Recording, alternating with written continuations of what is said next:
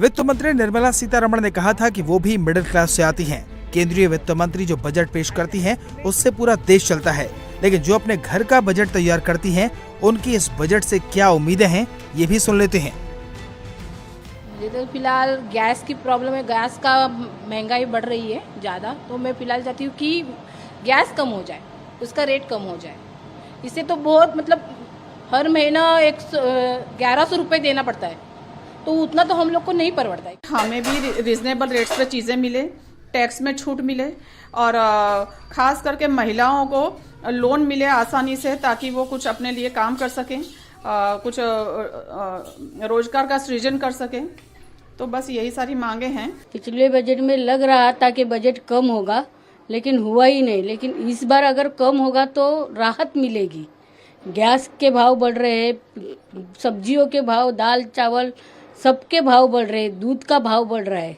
इसके वजह से कुछ महंगाई की वजह से घर में कुछ ला भी नहीं सकते। सीमेंट, मोरंग, इन सब चीज़ों पर रेट्स को डाउन करना चाहिए।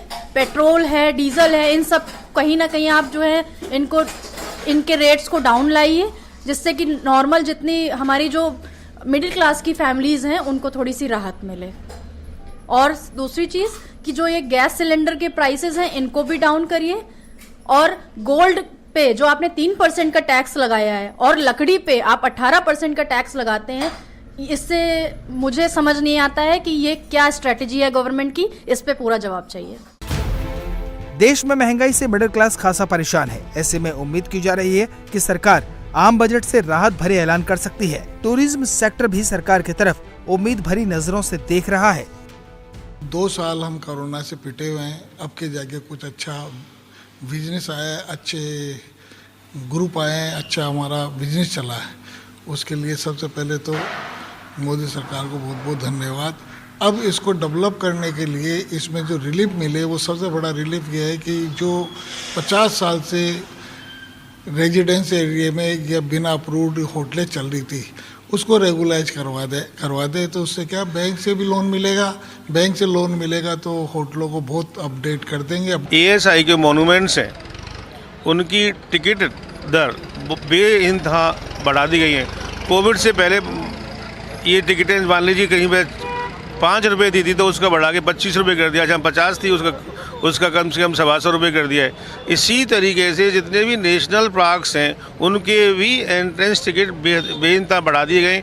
मेरा मानना ये है कि केंद्रीय सरकार को, हमारे श्री मोदी जी, माननीय मोदी जी को उनके टिकटों पर ध्यान देकर उनकी थोड़ी सी एंट्रेंस की जो फीस है वो कम करानी चाहिए। सरकार को चाहिए कि इस प्रकार की जितनी भी टैक्सी व्यवसायी लोग हैं उनके ऊपर जो GST के प्रावधान है, उस GST प्रावधान को एक तो मेंटेनेंस में से नील ना करे तो 18-28% से 5% करे, पहला तो ये करे।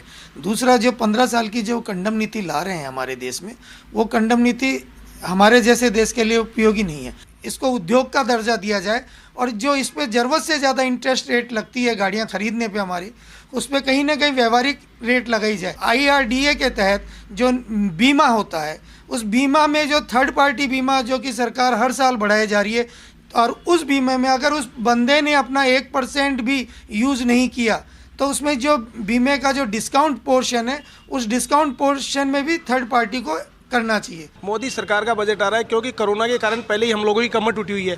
अब मोदी सरकार ई-व्हीकल वगैरह के बारे में सोच रही है, तो ई-व्हीकल में सब्सिडी सबसे ज़्यादा होनी चाहिए। अगर सब्सिडी नहीं होगी तो हम खरीद नहीं पाते, क्योंकि जितने में एक व्हीकल खरीदते हैं उसमें 4 डीजल के व्हीकल आ जाते हैं। एक तो मेन मुद्दा तो डीजल का है, और ये जो ई-व्हीकल का है, इस ई-व्हीकल में सब्सिडी सबसे ज़्यादा होनी चाहिए। और वाहनों को जो 15 साल वाला जो कर रहे हैं उसमें भी कुछ रियायत होनी चाहिए। अगर 15 साल बाद अगर हमारा वाहन खराब हो जाएगा तो हम नया वाहन खरीद ही नहीं पाते, हमारे पास पैसे ही नहीं है इतने। तो इकोनॉमिक सर्वे में कहा गया है कि महंगाई का सबसे बुरा दौर बीत चुका है। अप्रैल 2022 में महंगाई दर 7.8% तक चली गई थी। अगस्त में वो 7% तक रह गई और दिसंबर 2022 में घटकर 5.7% पर आ गई। कई महीनों से पेट्रोल और डीजल की कीमत स्थिर है। रोजगार के मोर्चे पर भी सरकार को उम्मीद से बेहतर संकेत मिले हैं। शहरी बेरोजगारी 4 साल के न्यूनतम स्तर पर है। जून 2019 में शहरी बेरोजगारी 8.9% थी। जून 2020 में जब लॉकडाउन लगा तब शहरी बेरोजगारी 20.9% तक चली गई। सितंबर 2022 में शहरी बेरोजगारी 7.2% तक नीचे आ गई। ऐसे में उम्मीद की जा सकती है कि केंद्र सरकार का ये बजट आम लोगों की झोली भरने वाला होगा। इंडिया टीवी हर वक्त हर जगह डाउनलोड करने के लिए सर्च करें India TV news Google play store या ऐप स्टोर पर।